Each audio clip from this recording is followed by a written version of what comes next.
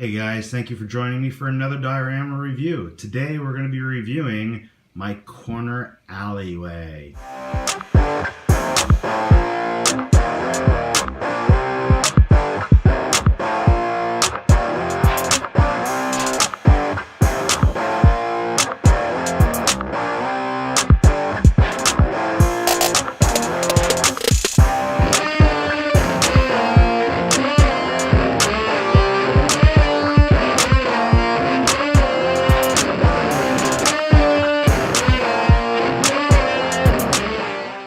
If you've already watched my diorama fire escape video, then you already know that I make my dioramas to be 1/12 scale, which means it fits a 6-inch figure.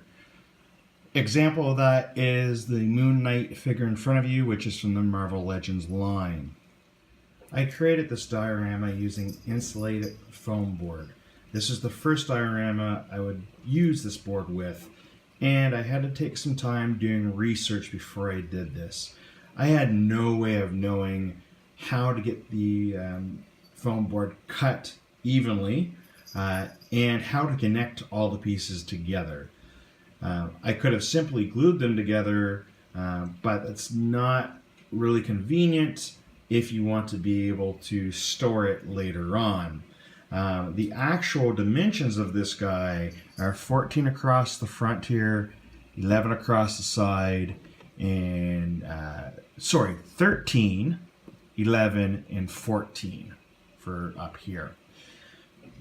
That's really hard to store away. I will have a time-lapse video that shows how this comes apart, but what I've actually used is magnets along the bottom of each wall and up the middle.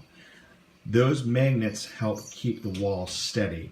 Now, this being the first time I was doing this, I wasn't 100% sure if I got strong enough magnets, so I used multiple magnets, and I also put little pegs in the foam in order to help keep it together. Let's go ahead and remove Moon Knight here, and we'll talk a bit more about how I created this. Now, I will also have a slideshow at the end of the video that shows everything I'm about to talk about. So the first thing that I did was I started out by drawing out the size panels I wanted on the foam board for both the two walls and the floor.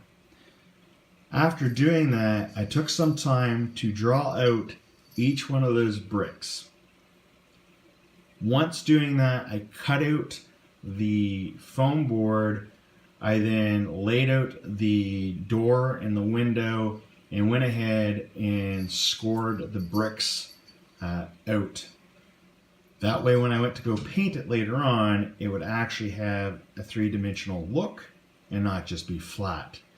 The same time I was scoring out the bricks, I was also laying in some lines on the concrete area. You can see by the door here, I've got some lines. I've also got some what looks like bullet holes. And I can zoom in just a little bit here for you so you can kind of get an idea of what I'm talking about. So you can see the cracks, the lines that I have, and the brick.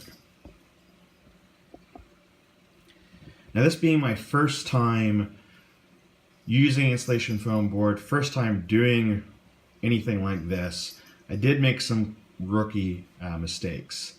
The first thing is I tried to cut out the door and the window. In a later diorama, you will see that I've actually been successful at doing this, but in this one I started to kind of mess up the window. So I opted to do what I've done, and that's just frame the outside of the window, paint the inside black, and it just looks like it's a dark building in behind, or room in behind. The other rookie mistake that I made was that I should have really black washed the blue foam, and instead I used white paint. I thought white paint would make it easier as a primer to go over and paint the red and the slate gray. It totally didn't. It took more coats of paint to cover it than it would have if I probably just left it as being blue. or as if I had put a black wash on it, or just painted them black altogether and then painted 1 or 2 coats of the other colors on top.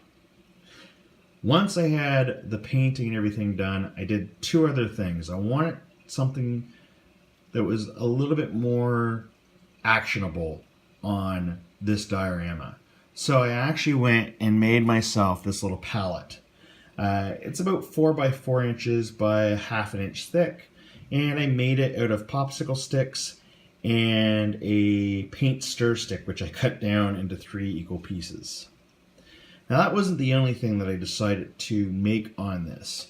I actually made the steps that you can see over here. Moon Knight was just standing on them. Now from here it looks like it was just a couple pieces of foam that I cut out and glued together. And it's not far off. The front facing area that you can see there is actually craft foam, the same foam as I used for the door. But I actually built it out of balsa wood. I wanted to try my hand at something a little different. And it just pegs in. There's a couple little pegs that keep it held in. And the door itself, like I said, was made out of the craft foam. And what I did was I just scored it going across the actual lines there, so it looks like it just rolls up. That is why I added the little piece of wood on the top, so it almost looks like it rolls up into some kind of mechanism. So guys, I'm pretty sure you probably want to see how this breaks down. So a time lapse will be coming up very quickly here showing you how that breaks down. But I just wanted to say that I learned a lot of skills doing this. And it did push me to be out of my comfort level when it comes to crafting stuff. But with that stated, I feel much more confident with what I do now with the dioramas that I build. And it's given me that base level to allow me to add on skills and techniques that I didn't try with this one. In a later video, you'll actually see that I did manage to get a couple windows and a door cut out of this foam. And it wasn't that bad. So guys, here's the time lapse. After that, we'll come back, we'll finish this up. We'll see you soon.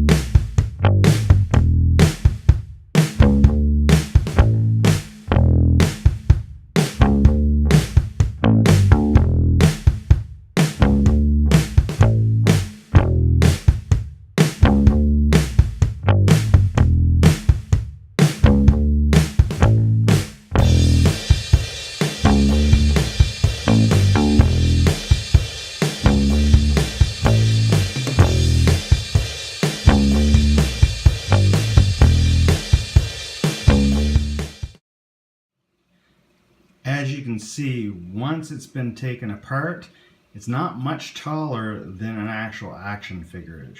Makes it really convenient to be able to store this way.